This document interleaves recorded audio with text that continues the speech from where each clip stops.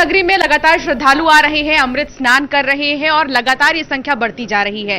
इसी के साथ इस वक्त मैं यहाँ संगम नगरी में मौजूद हूँ। आज खास बातचीत करेंगे पंडित धीरेन्द्र शास्त्री जी से। तो बताइए पंडित जी कि कैसा लग रहा है आपको, यहाँ पर सनातन के प्रति जो प्यार लोगों में दिखाई दे रहा है, काफी संख्या में लोग आ रहे हैं, क्या कहेंगे?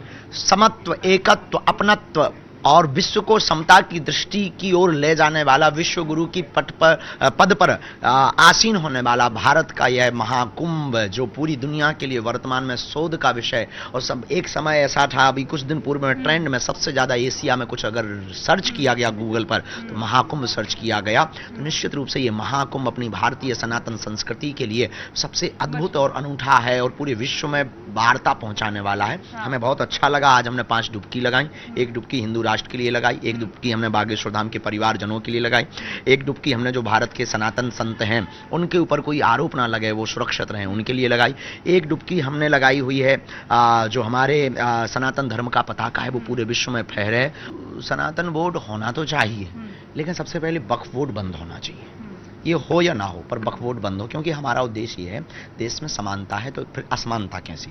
पाकिस्तान में हिंदू बोर्ड, सनातन हिंदू बोर्ड नहीं है, वहाँ वो तो अल्पसंख्यक है। बांग्लादेश में नहीं है, दुबई में नहीं है। तो जब वहाँ नहीं है तो यहाँ क्यों? यहाँ असमानता क्यों ये थोपी जा रही है? वो बंद हो गए। हिंदू राष्ट्र बनेगा तो हमें लगता है सब हो जाएगा। Thank you.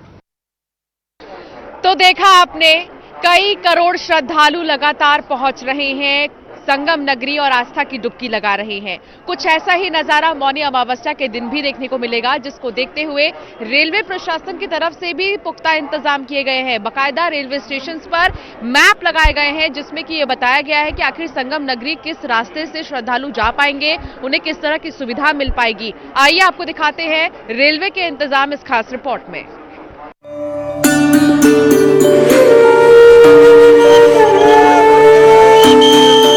अपनी इस रिपोर्ट में हम दिखाएंगे उन यात्रियों का सफर जो ट्रेन यात्रा करके प्रयागराज पहुंच रहे हैं। उनके लिए क्या ऑप्शन है? क्या उनको लोकल में कोई सवारी मिलेगी? क्या ई रिक्शा मिलेगा? कितना पैदल चलना पड़ेगा? इन तमाम सवालों के जवाब हम अपनी इस रिपोर्ट में तलाशने की कोशिश करेंगे।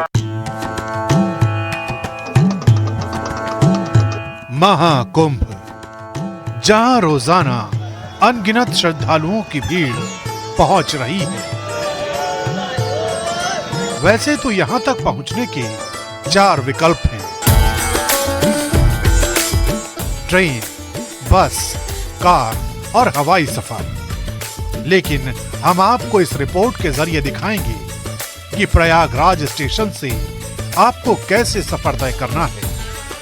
प्रयागराज रेलवे स्टेशन से निकलने के बाद आपके पास में सबसे पहला ऑप्शन बचता है कि कुछ दूर आप पैदल जा सकते हैं। तो फिलहाल बड़ी संख्या में यहाँ पर श्रद्धालु पैदल ही जा रहे हैं और आगे की तरफ एक तरफ मैं आपको दिखाऊं कि सार्वजनिक शौचालय के सामने भी लंबी कतार लगी हुई है। तो हर जगह आपको कतार का सामना करना पड़ेगा। स्टेशन से बाहर निकलने के बाद पहला विकल्प है पैदल चलने का। पैदल जाएंगे, जब 20 किलोमीटर में हम तो परिक्रमा लगाते रहते हैं। स्नान कब करोगे? आज या मौनी भी करेंगे, कल भी करेंगे, दोनों दिन? हाँ जी।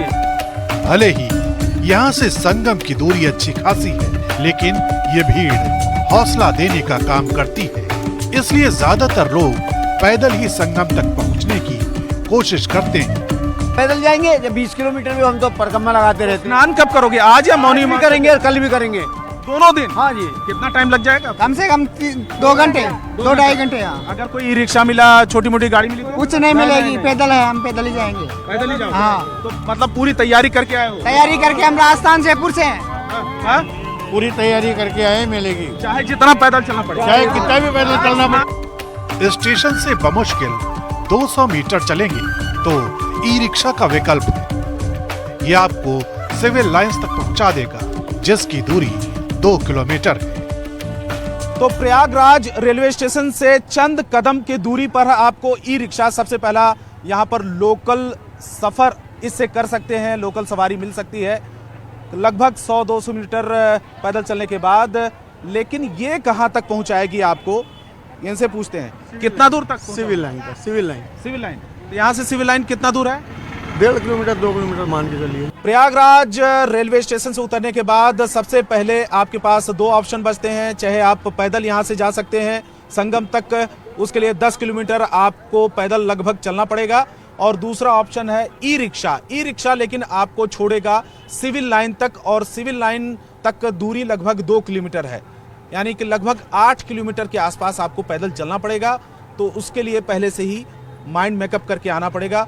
कितना, करीब 2 किलोमीटर पैदल 2 किलोमीटर जा रहे हैं ना, मेडिकल चौराहा से बंद करिए, ठीक है। तो 2 किलोमीटर तक ही ये लोग छोड़ सकते हैं आपको। यानी ये मान लीजिए कि अगर आप महाकुंभ आ रहे हैं तो 7 से 8 किलोमीटर की दूरी आपको पैदल तय करनी पड़ सकती है।